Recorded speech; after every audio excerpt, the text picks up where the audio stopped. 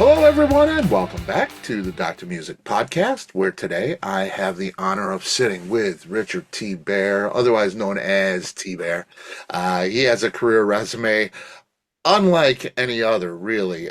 He has written and performed for artists like Crosby, Stills, Nash, Kiss members Gene Simmons and Peter Criss, Cher, Billy Squier, serves as a member of the Walter Trout band, road manager for Carly Simon at one time. The list goes on and on and on.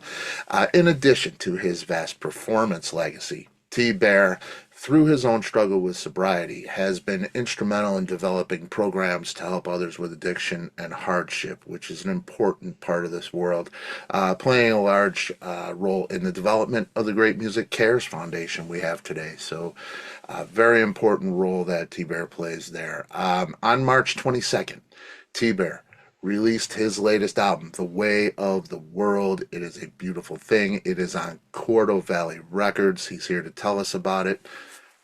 Very honored, sir. There it is. It is beautiful. Look at that. Look at that mug, man.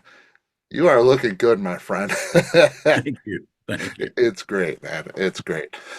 You took a long time off. I did. I took a long time off from music and went to work at a light bulb company and sold light bulbs door to door. Wow. And yeah. And then I formed my own lighting company. I was going to say, you're Oddly, still involved oddly with enough, that. called Bear Lighting. And Beautiful. And yeah, in Santa Monica, California. And I went to work there for years, many years, a couple of decades. What happened was when I got married to the mother of my kids, she said, okay, it's time for you to, stop going on the road, stop touring, stop playing this and that. You've had your life. It's time to raise kids. And, so I went out and got a day job and did that. And as some things happen after many years with somebody, we grew apart. And after 20 years of marriage and the kids were, in their teenage years, we fell apart and got divorced. And the short version of that is, shit happens. And I met a woman who actually knew who I was because she had some of my records. And the reason she had some of my records is because her ex was a guitar player that played with me many, many years before. Wow. And she said, yeah, I'd love to date you. And so we started dating, and she said, and I'll date you because you have a day job too. The only musician I ever met with a day job. And I thought that was pretty funny. And I'd come over to her house, and she'd, have the stereo on 11. And, she had great taste in music. And we fell in love and got married. And at that point, she turned to me and she started nagging me, actually. She turned to me and nagged, and she said, it's time for you to put a band together here in LA and make a record again. It's what you do, and it's what you do best. And this is going to fulfill your soul, and we're going to have a really good time with this. So she went back to college to get her degree as an adult, and she sat at her desk, and I had a piano that butted up against her desk, like one of those kind of upright piano things. And she'd do her homework, and I'd sit there and play. And she said, come over and play some songs for me. And I would play. And she goes, okay, now start writing a song. And I start writing a song. And the first thing I wrote was a song called Cradle to the Grave. And it took on a life of its own later on, and I'll explain how. I started writing a bunch of songs, and I was doing a session over at Robbie Krieger's studio. Robbie Krieger is a guitarist for The Doors, for your listeners. And he has an amazing studio called Horse Latitudes in Glendale, California. And I was over there doing a session on somebody's album. And he came walking through, and he looked at me during a break, and he says, hey, man, when are you going to start making making music again and making records and stuff. I love your stuff. I love the way you play. And I said, well, I don't know, man. I've only written a couple of songs. And he said, well, it's time for you to make an album. I said, well, look, I don't have deep pockets, and, I don't have a record deal, and, nobody's going to sign us at our age these days. And, he says, come on, man, I'll tell you what, I'll give you the studio. You just pay the engineer. So Beautiful. I said, well, it may take a while for me to get all these songs together to make an album. He says, as long as it takes, that's as long as you got. If the studio's empty, it's yours. How about that? I said, okay. So Robbie was really nice, and I started going over there, and I called Tony Bronigal, a great drummer, and I asked him to produce the record. And I told all my friends, I'm going into the studio. Do you want to play on this thing? And showing up was, and I like to, I'm not a name dropper, but it was the guys that played, Walter Trout played on it. Edgar Winter played on it. Stephen Stills played on it. Some of the guys from Tom Petty's band, the Heartbreakers, played on it. A couple of guys that play with Steely Dan showed up. The horns from the East Street Band showed up. And it went like that. And some of the people from the Wrecking Crew showed up, in their 80s, Right. and they showed up. And we had an amazing time. Lawrence Juber helped me a lot. He was the guitar player in Wings. Denny Sywell, the drummer, founding member of Wings, he was there. The percussionist from Toto, he came in. I mean, it was a great time. And we made a record called Fresh Bear Tracks. Beautiful. And that's what they are. Yeah. And they were fresh. And then what happened was I was almost finished with the record. Nina, my wife, was diagnosed with stage 4 cancer, given 4 months to live. And I'd passed away that year. And before she died, she said to me, finish the record. She wrote it down, actually. It's a note that I still carry. Finish the record, never cancel another gig, go out on tour, live your best life, be happy, and fall in love again. And, Wow. she passed. We put the record out. I got signed to a record deal. It's dedicated to her. And the last song, which was the first song I wrote when I got together with her, called Cradle to the Grave, is actually called Nina's Song. And that's the last song on the album. And they play it all the time over at Paris Radio in France because they're so sentimental, and it's a very sentimental song. She wrote the string parts for that as well. And, it was a beautiful, even short-lived 10 years, but it was a beautiful, beautiful, soul enriching time. And so I'm really grateful that she nagged me and got me back into it. And that's the hiatus story. And that's why I was away for 25 years. Incredible. We are thankful for Nina as well. Yeah. We wouldn't have these beautiful offerings from you, and Thank you. Thanks, Scott. they're just gorgeous. I'm listening to this record. There's so much texture, and you're known as a keyboard player.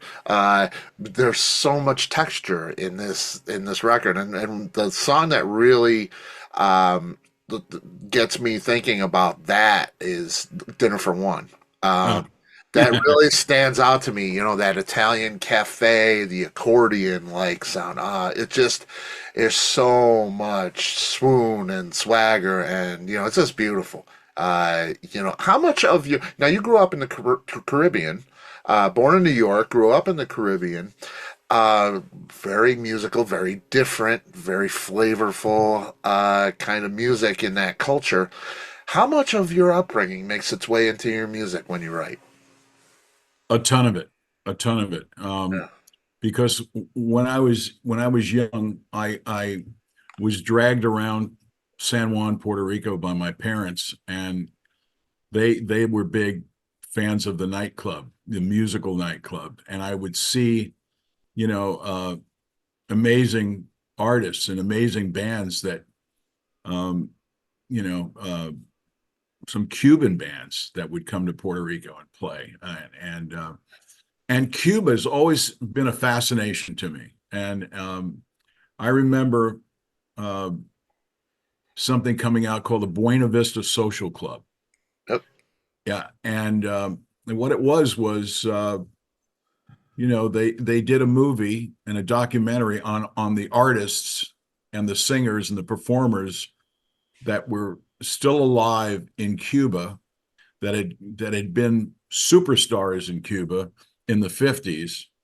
And now it's the 80s and 90s, and they're in their 70s and 80s and almost 90 Right. years old, and they did a movie about them. And I listened to all the way that they embraced their music, and the lyrics, the lyricists were unbelievably romantic. And so, Dinner for One is an homage to the Buena Vista Social Club. And there's lines in it: outside the neon is blinks from exhaustion, screaming of promises that are inside, but no one watches. And this is a song about a guy that, he's alone at this point in his life.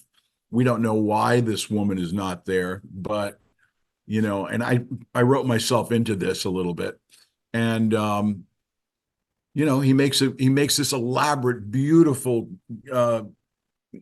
soup to nuts meal, with china and glass and candles, and he cuts the flowers so he can see the gaze of her eyes.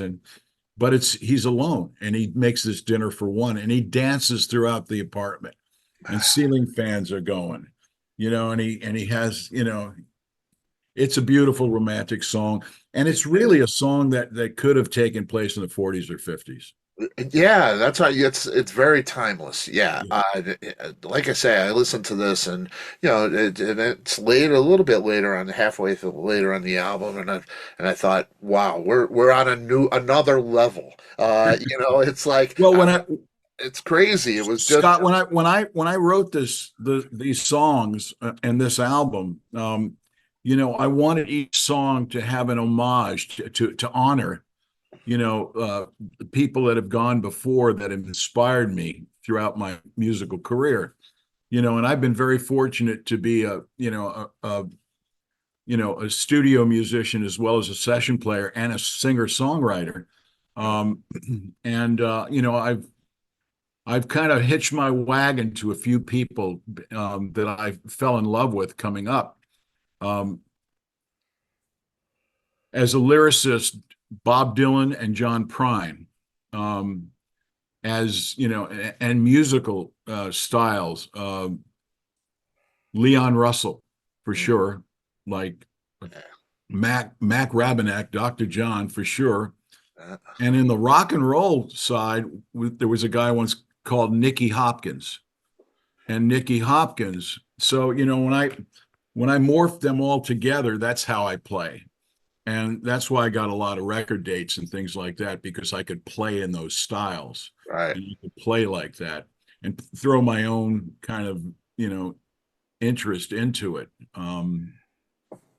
It's I've been lucky that way, and I have a pretty good ear, and and the way of the world, every one of these titles on this album, Hmm. holding it up, shameless promotion, Yes. um, is an homage to somebody. The way of the world is an homage to Bob Dylan and the way he writes lyrics. Before the Fall is an homage to Brian Wilson, Mozart, and Amy Winehouse. Wow. You mash those together. Jewel, which is not about the singer Jewel, is my homage to Leon Russell. And Jewel, I'll just give you the backstory. I'm giving you some stories, if that's okay. Please do. Yeah. Like the backstory of Jewel is I went out on a date with a lady in Los Angeles, Okay. who still works for a guy called Lou Adler. Yep.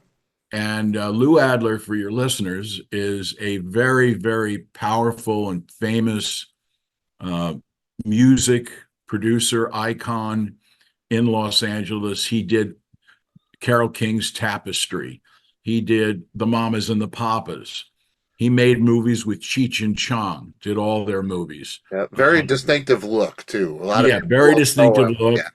He Yeah. always got that white hat on. Yeah. He sits front row at the Laker games, and he sits right next to Jack Nicholson.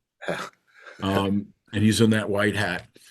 Anyway, so I took out his personal assistant, who's been working for Lou for 40 years. She started working for him as a teenager. And so we were out, and I said, Julie, let me ask you a question. And I'm just curious, do you have any nicknames? And she says, oh, yeah, I've got one that's kind of stuck with me for the last few years, and that's Jewel. I said, wow, how'd you get that?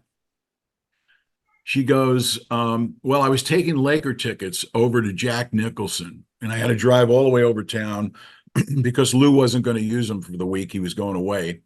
So he said, give them to Jack. Jack can give them to friends. And I drove all the way over there to his place, which was, 100 miles away. And when I got in there, he said, Julie, you're a jewel.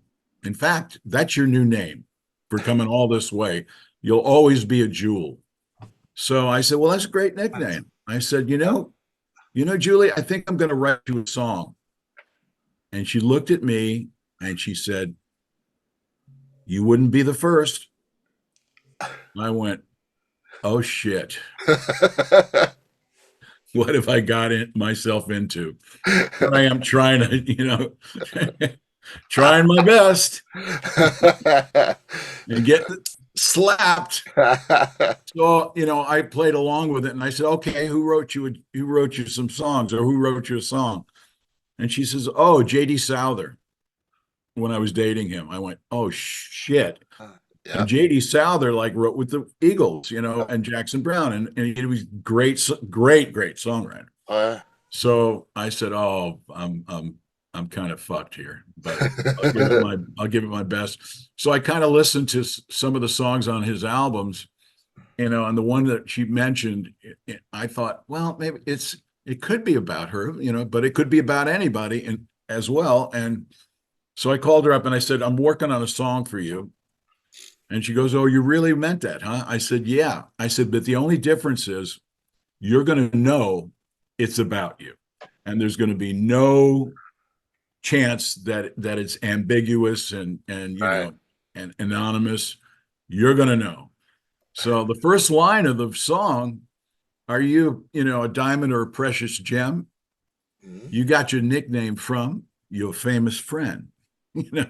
So it starts like that, and it goes, and she was blown away by it. And cool.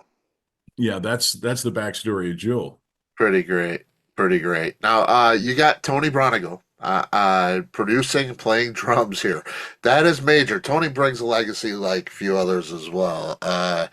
Recorded Bonnie Raitt, Buddy Guy, Otis Rush, Paul Kossoff, one of my favorites, Taj Mahal, B.B. King. There's, it's endless for him. How much of the record was written with Tony? Did you write all the songs and bring them to Tony and then work on them in that way? Or did you actually write?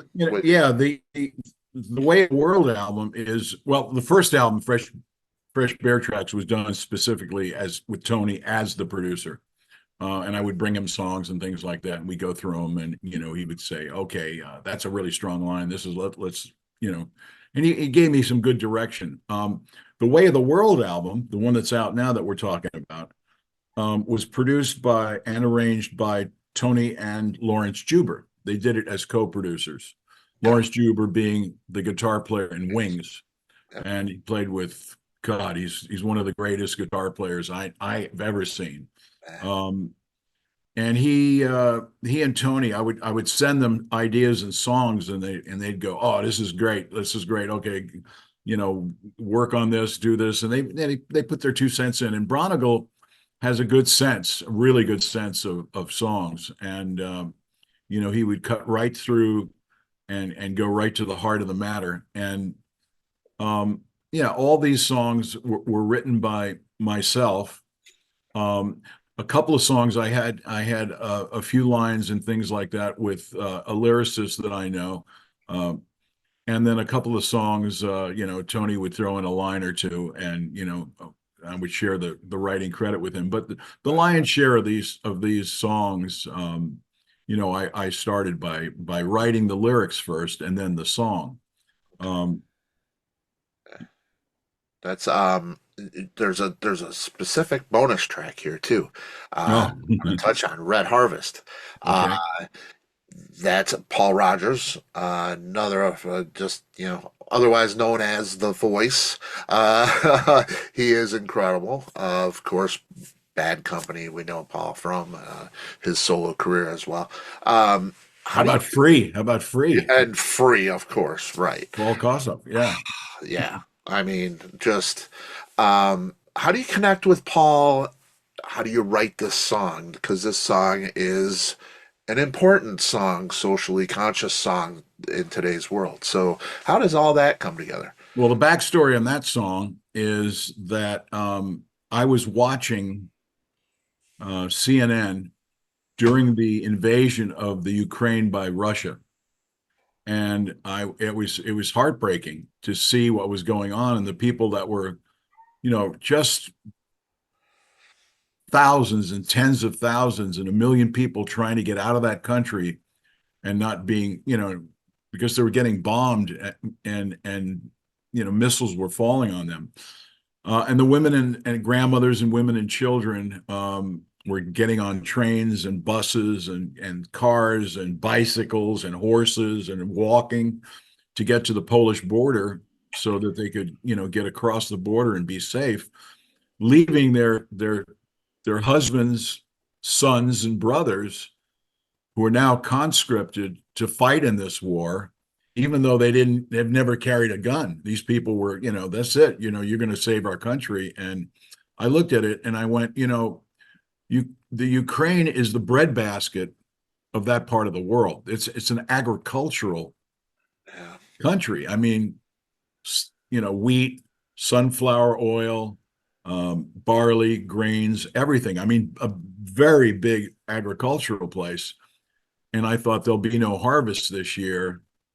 And then I thought to myself, there'll only be a red harvest this year. man. And so I started writing the lyrics, and about 10 minutes later, I was finished with the poem, Red Harvest. And then I walked over to the piano and I sat down, put the lyrics sheet up on the piano stand, on the music stand, and started playing. And I went, and within 10 minutes, the song was finished. Wow. I called up Bruce Quarto, who owns Quarto Valley Records, where I'm signed. And I said, Bruce, I think we should record this. It's really an important song. And I think we should make, all the proceeds for this song go to the Ukrainian Red Cross and the World Kitchen, who are feeding these people on the border. Yeah. And he agreed with me, and he said, okay, let's go do it. So my first thought, I called Tony Bronigal and Lawrence Juber. I said, let's do it over at Lawrence's studio at his house. And then I called Lee Sklar, the bass player from the immediate family, who's, played with. Also on Quarto Valley and played in every session known to mankind. Every session known to mankind, right? And a distinct look, like, Yeah, another guy who has a distinct look. yeah, he has a distinct look. Yeah. Dumbledore, it comes to mind, Yeah. and yeah, he said, yeah, I'll be right there. I'll be right over. Let's do it. And so we did the session. And then I thought to myself, I want to get someone to sing on this. So who shall I call? So I called David Crosby because I had played with Crosby, Stills, and Nash, Right. and was very tight with with those guys. I played on on some of their records and things like that. I did. Probably When it my comes, favorite song, Southern Cross. Yeah, Uh, uh, that's one that comes to mind. So I Incredible. called Cross up and I said, "Hey, man, I told him the story, and he says, all right, send me the lyrics." And we recorded it the next day, and I called him up and I said, "I haven't heard from you, in the last 24 hours. So what do you think?" And he says, "I haven't gotten to it yet." He says, "I'm really busy right now, but maybe by the weekend I can listen." Well, a day after that, I get a call kind of after dinner, and the guy's on the phone with a British accent, and he says, "Hello, this is Paul." And I said, "Hello," because my music attorney is Paul Quinn, who lives in Florida, right? And and I said, "What's up?" He says, "I want to sing with you." I said, "Paul, you're a lawyer. You're not a fucking singer. You quit taking the piss out of me." He says, "No, no, no. I'm a singer. I want to sing with you. I want to do this Red Harvest." And I said, "You're a fucking lawyer." He said, "No, no. This is Paul Rodgers. Bad company, free." And I said, "Paul, I'm really sorry, man. I thought you were Paul Quinn. He's a Brit. Sounds exactly like you. You both have the same name. So I thought you were my lawyer. It was my lawyer, fucking with me." So he says, "No, no, I want to do it. I want to sing on this. Bruce Quarto sent me this, and I want to do it right away." So I thought to myself, okay, Crosby hasn't gotten back to me, and this is like my higher power. This is Kismet. Yeah, He'd be great on this. The guy can sing the telephone book and make it sound good. no doubt. So that's the backstory of Red Harvest. Wow. Wow. Now, but and Paul Rodgers, one of my favorite singers of all time. Me Uh, too. now that you tell me that story, I kind of would love to hear the David Crosby version of Red Harvest, because they're very different singers from very different worlds, really. So yeah, But that's when you think about you think about wooden ships, right?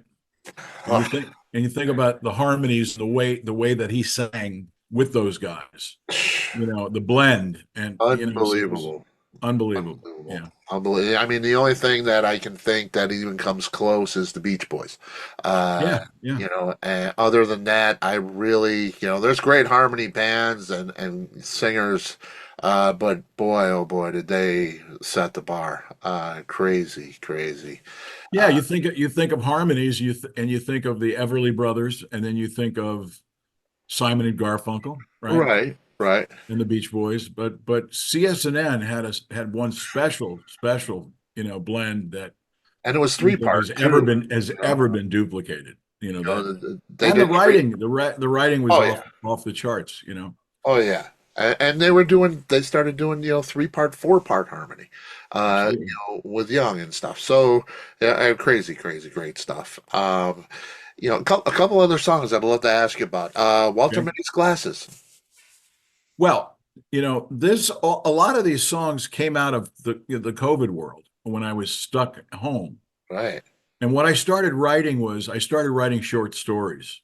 I love short stories. I've always been a fan of a lot of well-known authors, and you get past their novels and you find out that they wrote short stories. Right. Take one for example would be Stephen King. He wrote a lot of short stories Yep. that were great that ended up going into Yeah, a lot of people his movies are based on his short based story. on short stories. Yeah. Yeah. So I started, writing tales and short stories. And when you bring up Walter Mitty's Glasses, Walter Mitty being the daydreamer, the Right. movie, I think it was the 50s or 60s with Danny Kaye was the first one. Right. And then Ben Stiller, Sean Penn, Right. Kristen Wiig, they put one out about maybe 8 or 10 years ago, Uh, called Walter Mitty. And I thought to myself, I'm going to write a short story. And here's a short story. Um, a guy walks into a antiques barn store, kind of a place. They pop up all through the country, Right. and it's where people can bring their stuff and their junk and whatnot, and have a little kiosk or a booth. and sell knickknacks and things like that and antiques. And a guy walks into the store and he's looking around. He goes over to goes over to the counter in one of these kiosks and he looks around. There's a whole bunch of glasses there, in a box. And he takes the first pair of glasses that comes to it, puts them on, looks in the mirror. No. Uh, And he goes over to the next one and he puts it on and he looks in the mirror and he goes, no. And he picks up another one and looks in the mirror and there's somebody else looking back at him. And he's handsome. And the guy's got, beautiful hair, and he's like a whole different person. He's tanned and he's got a suit on and takes the glasses off and it's Walter Mitty again. And he says to the guy that runs the store, he says, where'd you get these glasses? He says, well, a guy comes in every month, with a couple of hundred pairs of glasses and we take 30 or 40 and, we put them out for sale. I said, well, whose glasses are these? And the guy says, I don't know. The guys came in a box. So he looks at the glasses and he looks at the inside of the glasses, where the manufacturer is. And really what was written on there in a little piece of tape is property of Walter Mitty. Wow. Hence Walter Mitty's glasses. Yes. It's such a cool story. It is. It's really, and it personifies the short story. That is it's a simple concept that's really powerful. It makes you think. Yeah, it's really the next album that I'm working on right now. Good to hear. Is going to be called The Book of Secrets. All right. And because the Book of Secrets, where the Book of Secrets is, right? Yeah. There right you go. Here. That's the Book of Secrets. And I've already started it. I'm like halfway through. I'll give you an example. The Ballad of J.D. Salinger. J.D. Salinger is the guy that wrote Catcher in the Rye. Yes. The next song is going to be No Reservations, Anthony Bourdain. Yes. And on and on and on. So, that's what I write about those things. And I'm writing a song now, 11 pages of lyrics, 18 minutes of music. Wow.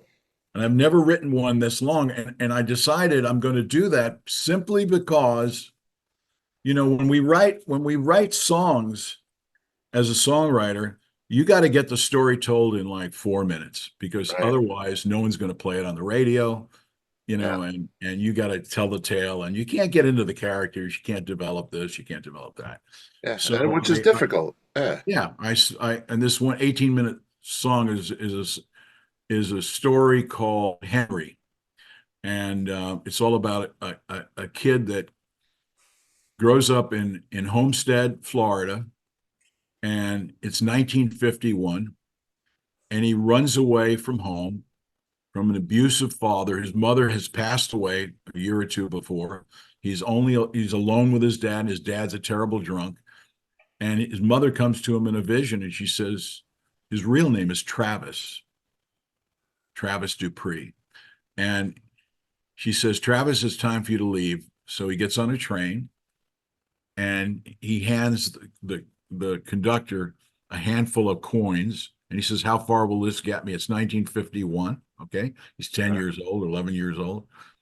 And he says, all right, we'll put you out in the morning when we stop in the middle of the state. So he goes and rides. Morning comes, it's still dark. He gets put off the train. He's standing there. The train pulls away. And the next thing he hears are these giant footsteps. Boom, boom, boom, boom. And this massive shape goes walking by him. And then another one. And then the sun starts to come up a little bit. And it's gray light. And he looks across the street and it's getting a little brighter and brighter. He sees a sign. And it says, Winter Home of the Greatest Show on Earth, Ringling Brothers, Barnum and Bailey Circus, as an elephant walks by him.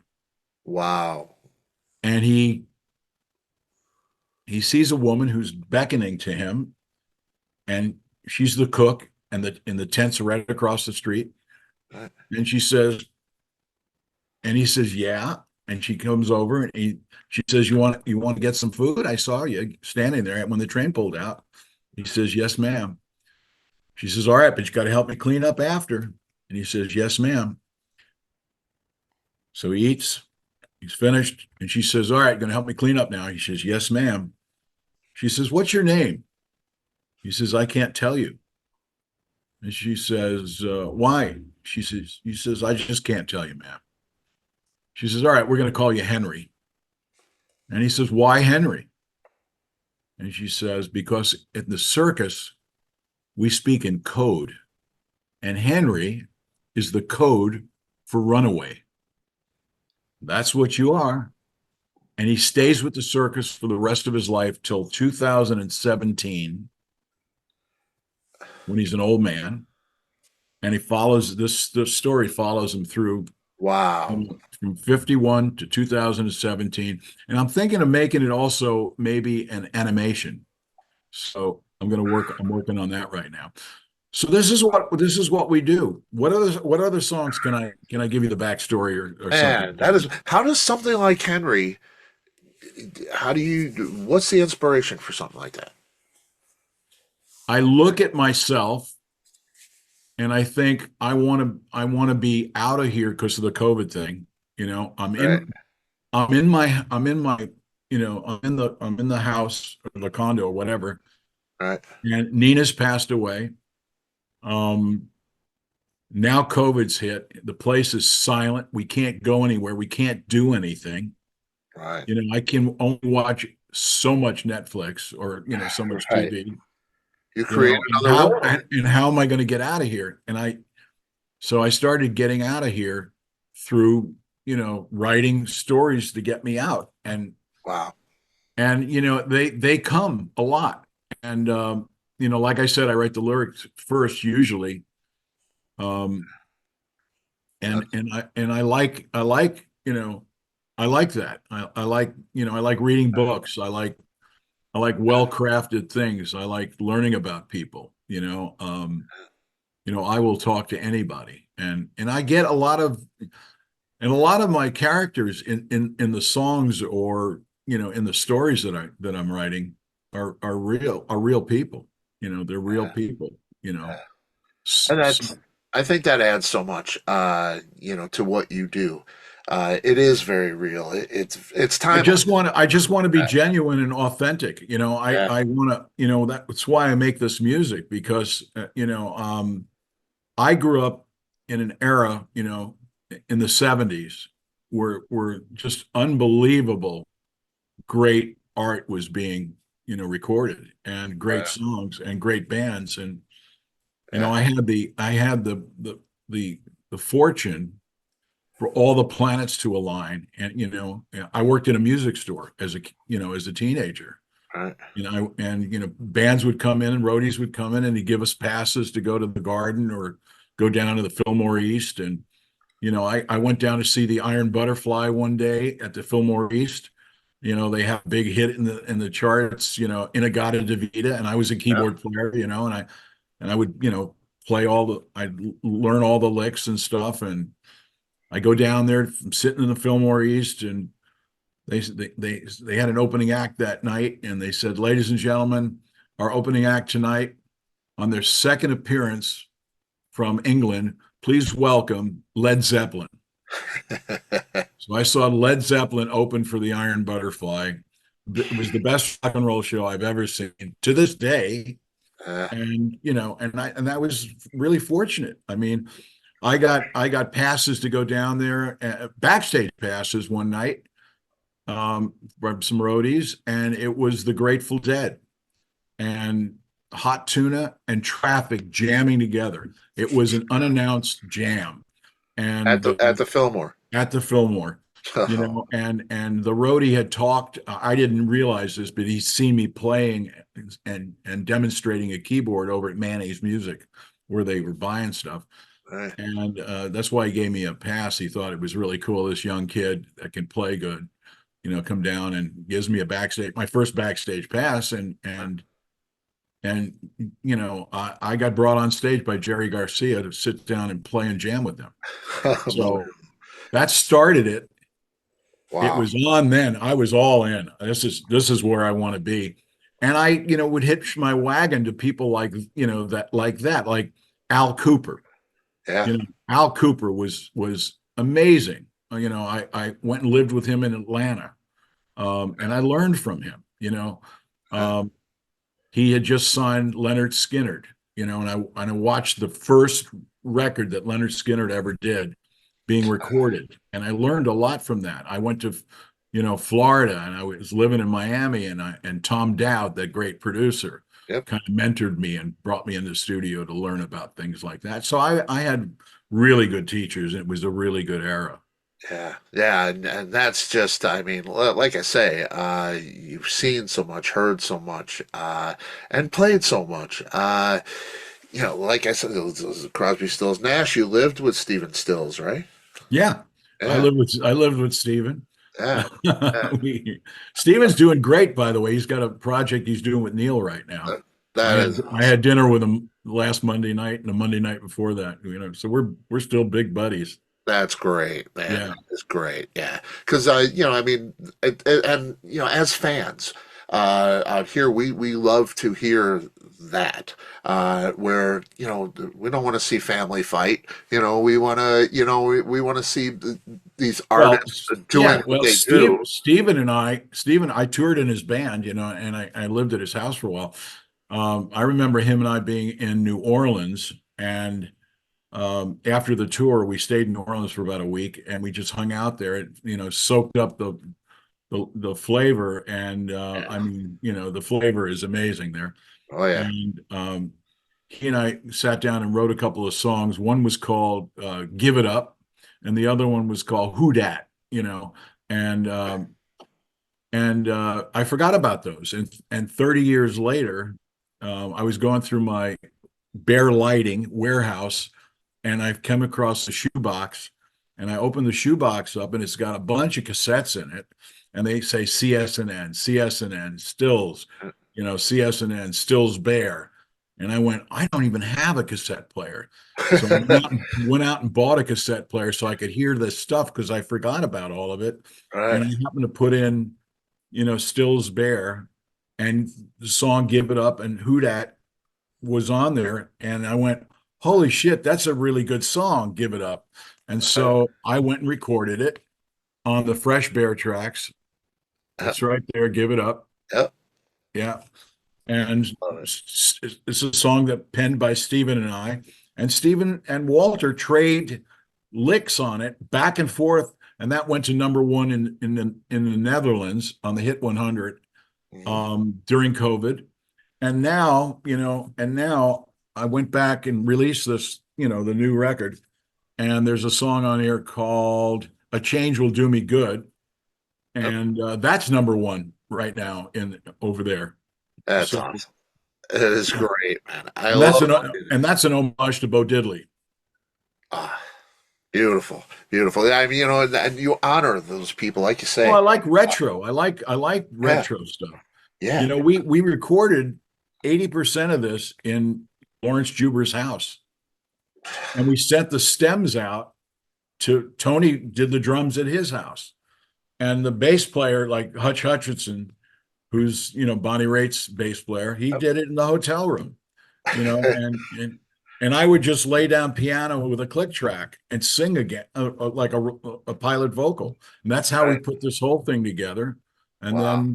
then, but it was really recorded well by Lawrence. Oh, I gotta give my hat off to Lawrence, and then it was mixed great by J.J. Blair. okay. So yeah. Yeah. Oh, it's an astounding sounding The record. two the two tracks that we did live and not that way were Dinner for One and Breathe, Oh yeah. and Jewel for that matter. Okay. And I did it at JJ Blair's because I wanted a real grand piano. Okay. Yeah. And he stuck a Neumann mic right in my face, and and I sang along with it. One take, done. That's how we Yes. did it. Yeah. and it feels, it feels that way. It feels organic. It Oh yeah, feels very warm and natural, and it's a beautiful sounding, like you say, beautiful mixed and mastered, sharp sounding record, but not overproduced.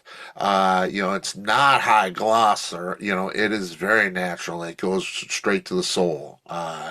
Really, really something really great. When you're creating a studio atmosphere, and which like you say, you can do it in your bedroom, in a hotel room now. yeah. But you do a session like CSN, and then you do these sessions, or you've done so many different kinds, like like the Kiss sessions had to be a little bit different than that too.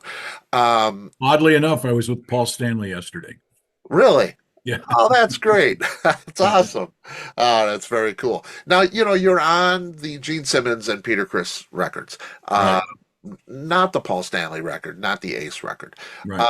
Was that, I know Sean Delaney had a big part in that as well, of course. But why not the Paul record? Why not all the records? I'll tell you why, because they did them all basically at the same time. They were all Okay, recording at the same time, and I couldn't be in four places at once. right. And so Gene tapped me first, and then like I almost got on Paul's record. And Peter insisted that I play on his record because he loved the way I played. Yeah, yeah. Yeah, And that's cool. And Paul, I see him on social media and everything. And I just saw one of the last shows that they did, and he is a dynamo. He does so well. There we go. Yes, of course, Gene hiding his face, right? and look who's on my shoulder. Yes, who just Cher. made it into the Hall of Fame. Yeah, that's Uh, Cher, right? yes, it Yeah, is. yeah. Yeah. We were I, talking about that yesterday, and reminiscing, and yeah, it's beautiful. It's yeah, beautiful. yeah. That's so Um, great. I guess when you do sessions like that, they will ask you to play a certain way, or they'll give you a little, or they hire you because there's a certain way they want. I do sessions now for a lot of sessions for a guy called Jack Douglas, and Jack Douglas Wow. produced Cheap Yeah. Trick, Lou Reed, Aerosmith, all kinds of Aerosmith, stuff. John Lennon, Yeah, yeah, yeah, yeah. the last record he ever made, and tons of records. And well, Jack will say to me, "Okay, look, this is what I want on this. I want it. I want it. I want Nicky Hopkins, but I want it with your flavor. And you're the only guy that plays like that. So, Right. um, and then I do it kind of the way he wants, and then he say, okay, now play it the way you want. Let's see what you got. And I go, okay, I have to put in a pinky now on this thing. Right, right. A little of this, put a little, this on it. And then he'd go, okay, play another track. And he'd go, okay, I'm going to take track two. That's the one I want. And That's and cool. it's like Lee told me, Lee Squier, he kind of hit me to things a long time ago, and a couple of the other guys, give them what they want, but do it your way. Yeah. Like Lee Sklar would say, he'd show me, he'd show you his bass, right? And one of the switches on his bass there wasn't connected to anything. It's not wired. It's just a switch that sits there that Okay. does nothing.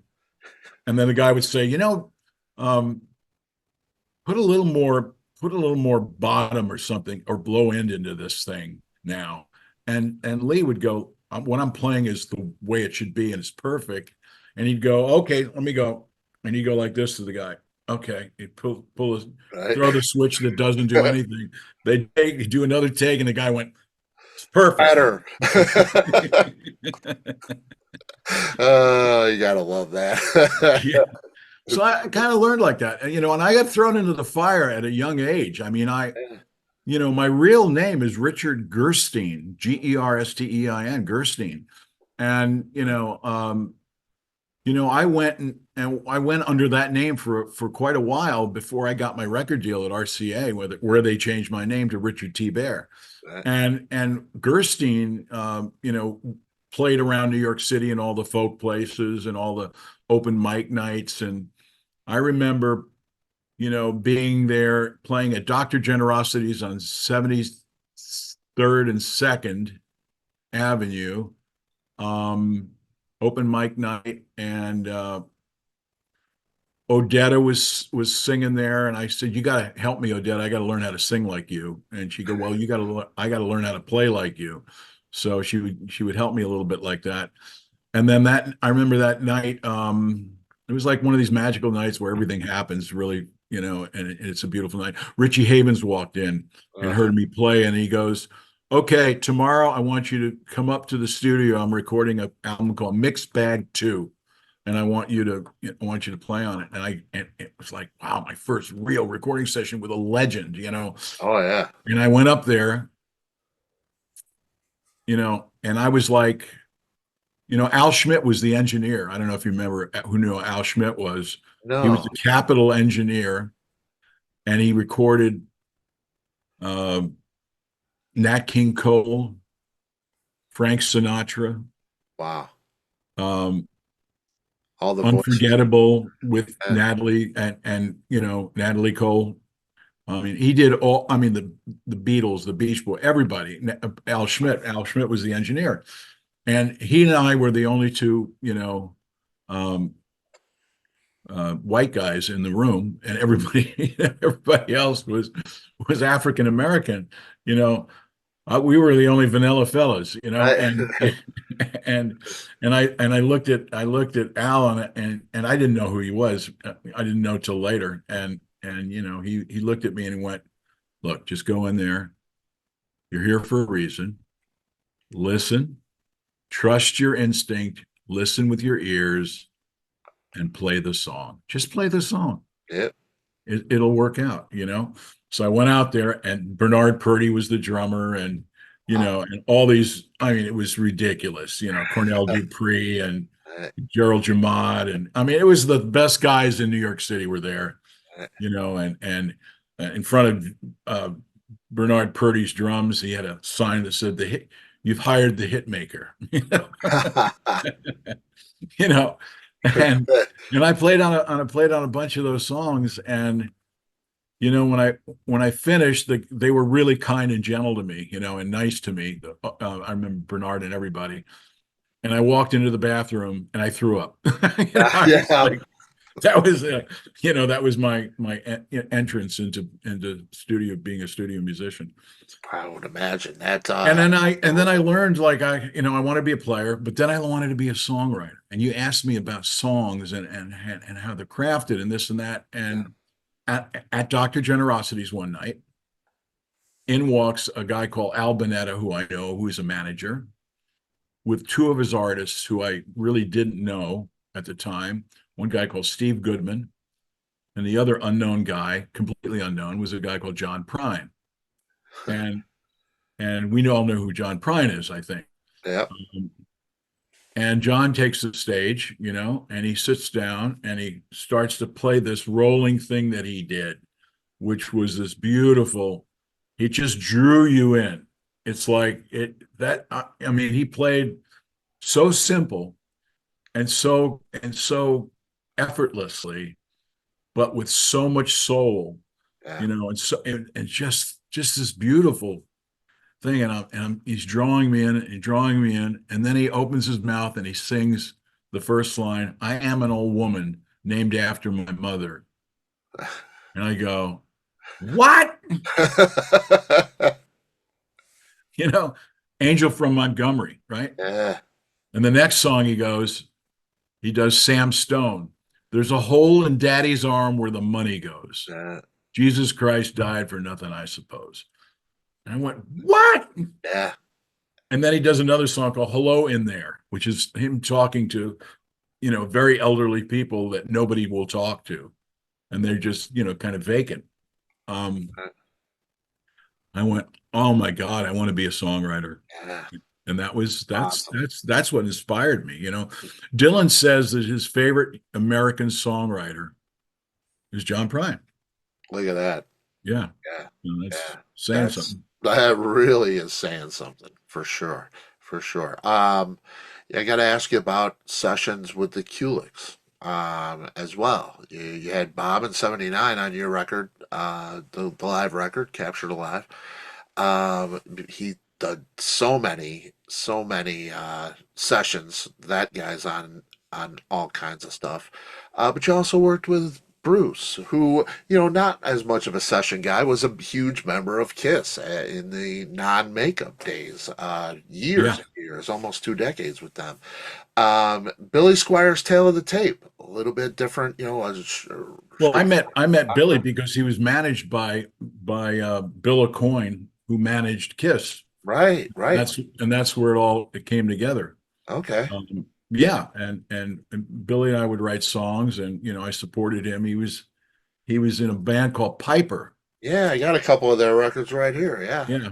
And then Sean Delaney, God bless him, he dragged me in on a lot of stuff. I remember like one of the only country records I've played on, because I loved country music, the old original, Right.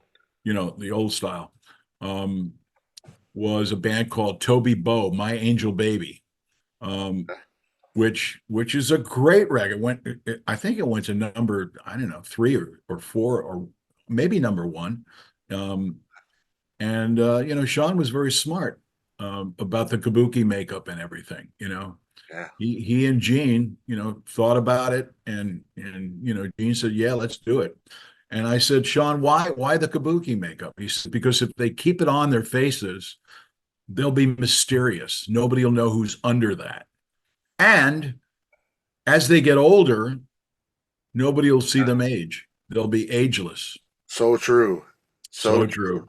true. I saw them in '77, and then I saw them just a year ago, one of the last shows, and it was exactly the same. They look exactly the same.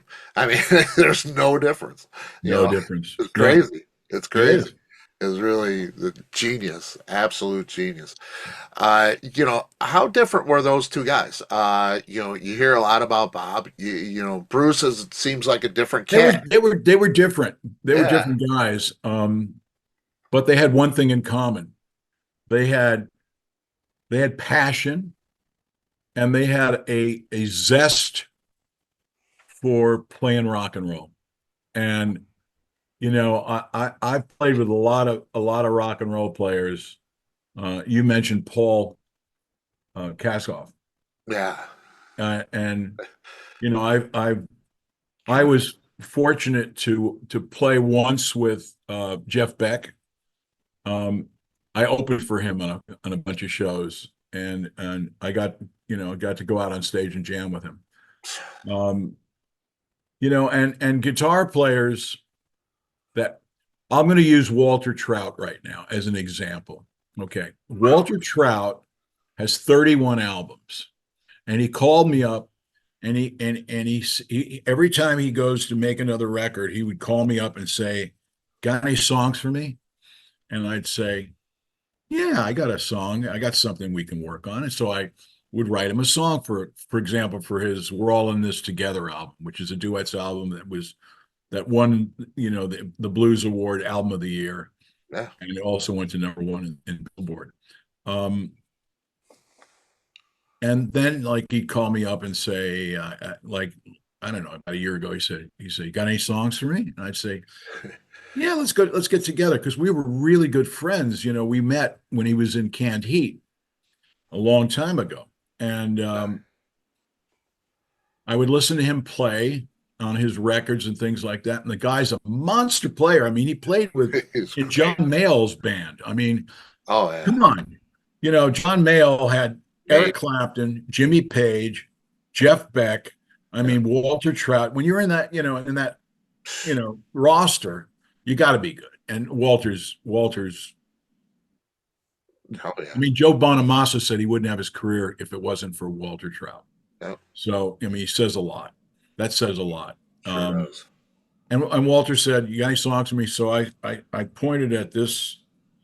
I brought a demo down.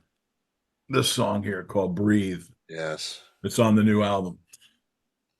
And he listened to it. It was just piano and vocal. And he went, "Oh, I want that song." I said, "It's yours." So we went in the studio for his new album called Broken, Yep. and he cut Breathe. Mm. And I played with, and then Walter called me and said, "Hey, I need a keyboard player. My keyboard player has some health issues. Would you go to Europe with me?" And I said, "Sure, I'll go. I'm glad to help you, man." Ah, I went over with him with no expectations, and I went, "Oh my God, this is the way it's supposed to be. This is the way you're supposed to play. This is the way you're supposed to feel. You're supposed ah, to leave it all out there yeah. and be authentic and genuine and no fucking bullshit. Kick them in the teeth and Yep. then get back in the van and go to the next town, you know?" Yeah. And that's exactly the way Walter lays it down. And the guy is in his 70s. He's like 73 or 74 and Yeah. living with a liver transplant, and he Yeah. I plays know. 6 nights a week. And I know he's had some fuck me. issues I mean, he's lately. unbelievably great guitar player, writes great songs and sings his ass off. So, you know, So great. Yeah, I love seeing him out there because yeah, it was scary a few years back. I remember that. You had the health issues, a lot of bad health. yeah, he got a liver transplant in Omaha, Nebraska. In fact, I'm going to play with him July, August, September, October, November this year. I just played with him. We're in um, Australia. We just did a tour in Australia. I played with him. So I love playing with him, It's and great. like the Kulicks, man, they would get up on stage, and they had a job to do, and they would play, and they got serious about playing, man. These guys laid it down. Yeah, yeah, that's good. That's what you need, man, for sure. I had a question with Gene and Paul. Big Kiss fan back in the day as a kid, as everybody else was. um, Absolutely. but it's always been the story with them is they are clean and sober. They always have been. They run a clean, tight ship, and that's kind of why Ace and Peter fell to the wayside. With that, you got to show up every day, each time. So there's a lot. I know there were a lot of drugs and drug use in those sessions, and those Concorde flights, that we hear about. Um, was that ever a problem for Gene and Paul? Because Sean's with them. I mean, he was the fifth member. Um, Yeah, I mean, Gene was always, straight arrow. He had his vices, but I won't discuss them. well, right, Um, right, right, but um, not drugs. no drugs, no Yeah, drugs. Paul the same way. I mean, these guys were, straight. very, yeah. And, Yeah, and Cher, when I worked with Cher, she was clean and sober too. yeah. Which was very I odd wasn't, I at the wasn't time. at the time, But but not I many got, people were, right? I mean, no, that's nobody was, right, right. nobody was. Yeah, Um, but that wasn't a problem for them. Because when they needed somebody to show up, like yourself, you showed up. yeah. Drugs or not. Uh, that I think that I remains mean, I, the I, important I part. hit my bottom. And that's the fact, there's a song on Fresh Bear Tracks called Wonderland. That Hmm. one right there. Yep. Wonderland is a street in Laurel Canyon, and that's where I used to cop my drugs. I lived in Laurel Canyon, right across from Wonderland on the next hill, and I walked down there to the drug dealer, and I go, God, I was just there like this morning, and I'm back tonight, and Yeah. it got to be like that. And that's a poem that I wrote called Malice with an M in Wonderland, not Alice in Wonderland. And Right. Robbie Krieger plays on that. Um, and I had to get my shit together. I had to get clean and sober. And I got sober back in the day when it wasn't hip to get clean and sober. My sobriety date, February 8th, 1983. So that means I'm 41 years clean and sober. And I Congrats. That is, and I dedicated I dedicated my life to helping other people, other musicians, and anyone for that matter, to get their life back. right. And I became one of the guys on the MAP Musicians Assistance Program with Buddy Arnold, and the Musicians Assistance Program became MusiCares. Yep. And we have a picnic every year called the Musicians Picnic, and we raise money to put musicians who have no insurance into detox or into sober living, or rehab or whatever. And we did it for years. And we just I just played another picnic with Walter. We did it together because I met Walter when I first met Walter. Canned Heat played the picnic, and that was 30 years ago. Wow. Wow. So that's how Walter and I met. Awesome. And Gene and Paul were like straight shooters, and unfortunately, Peter and Ace fell by the wayside because that's what we did in those days. Yeah. That's what we did in those days. I mean, I have stories that I could regale you with. The only funny story I can tell you is, I don't know if I should say this. Let me think this one through. Okay, I'm playing a session with a very famous band. Okay. Okay. And everybody was given a vial of cocaine Which was fairly normal the at day the time. before, which was normal at the time. That was like, you're getting, I'll have a Coke, Right. Right. I'll have a beer. It was like that, and it was the Beverly Hills diet, that's what it was. Right. And and everybody was from the West Coast except for me. I'm from New York and the East Coast. So I remember, when you go to a session and the session's supposed to be at like 11 a.m., or 1 p.m., you're there, 30 minutes before, or you're there really on time. That you don't, because the clock starts, it's like a union thing, right?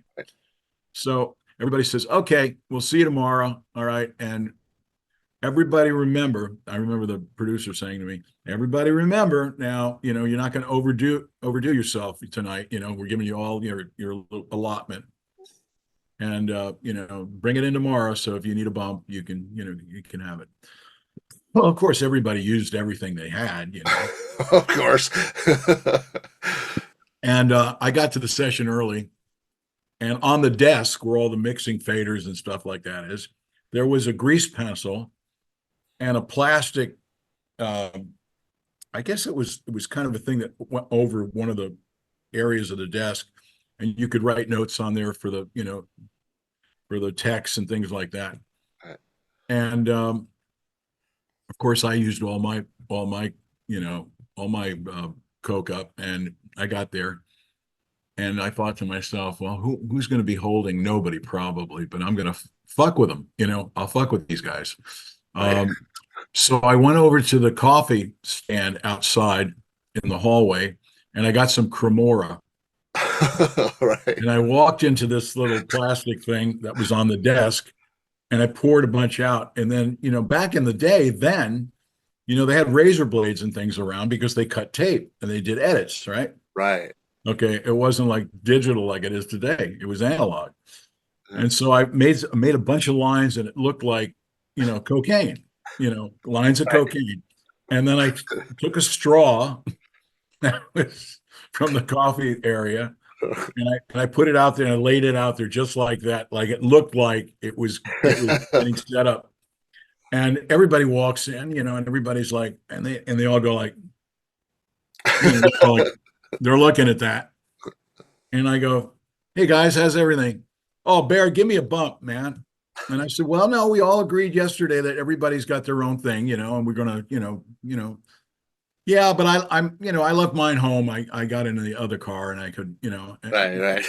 I said, and I looked down there and I grabbed the straw and I went down there like I was going to do it. And I go, well, on another note, you don't need this shit to play. And I went like this and I wiped it off onto the floor. You don't need this shit to play. I love it. Didn't go over well. Yeah, I bet they didn't chase it onto the floor. Huh? It's crazy. And that's times have changed. That's for sure. The things we took as normal back in the day. Pretty That's crazy. right. You ever think about writing all this down and putting out your story from the beginning to the I end? am. I am thinking about that. Yeah, Oddly enough, I've been asked to do that, I and would love that. I would love to hear your upbringing I think all it's going to be that. called. I think I'm going to call it the Book of Secrets as well. Yeah, So yeah, yeah, yeah. um, That's yeah, that's great to hear that you're yeah. you're considering that for I sure. am considering that. Yeah. Yeah, that's cool. What's the best song you've ever written? Ooh, It's a tough one because there are a lot of them. I think the best song I've ever written will be written tomorrow. There you go. Great answer. Great answer. Great answer. Are we gonna see you on tour? You're busy. You're still doing sessions. Yeah, I hope to be on tour next year. And hopefully, I've got a great band here in LA that Tony Bronicle's the drummer, Lawrence Juber is the guitar player, Wow. Ricky Cortez from John Mayall Band is the bass player. I'm the Gee, keyboard player. It's the quartet, and then we have, when we need them, we have some of the E Street horn guys that used to play in Springsteen's band out here, La Bamba and Mark Pender and Joe Sublette from Stevie Ray Vaughan's band. Um, we play out here, and I'm doing a show out here on the 22nd of June here in West Hollywood at the Mint. We just finished one. I just played at the Write Off Room. So they're two CD release parties, is what they are for the new album. awesome. And then I'm playing with Walter, and Walter, features me in the middle of the show. The band walks off the stage, and it's me, and he says to everybody, he tells a story about me, and he says, "Now listen to this guy. And when the show's over tonight, go to the merchandise booth and get this record." You know, and, That's and so great. and he's very generous to me. And yeah, so I'll be on tour with Walter, and then also I'm going out on the road on my own, playing solo and doing like kind of a master class on songwriting and backstories of songs and how you put them together. I'm going to be opening for Mike Zito and World Records in Bakersfield on May 17th. That's Um, Over there, and then I'll be doing other shows. Yeah, so I'll probably be out this year, and then I awesome. want to go over to Europe and play some shows over in Europe, Yeah, and do some of those things because I've had two number ones over in the Netherlands, right. and I want to go support that. Definitely. And those people, they deserve to see you. That's Absolutely, absolutely. absolutely, man. T-Bear, it's an absolute honor. This has been great. Thank you so much for your time. Uh, I hope you come to Chicago. I'm here right outside of Chicago. Would love to. Well, I think I'll probably be there in the fall with Walter. So Okay, when we sign off, we'll exchange information. And okay, if you see Walter coming through, give me a holla, and we'll hook up at the show. all right. That'd be great, man. That'd be Yeah, great. absolutely. All right. Yeah, we will sign off right now, and thank you, T Bear, for your time. The Way of the World is the new record. It is on Quarto Valley, and it is out there now wherever you get your music. Please support T Bear and this wonderful album, The Way of the World. Thanks so much. All right.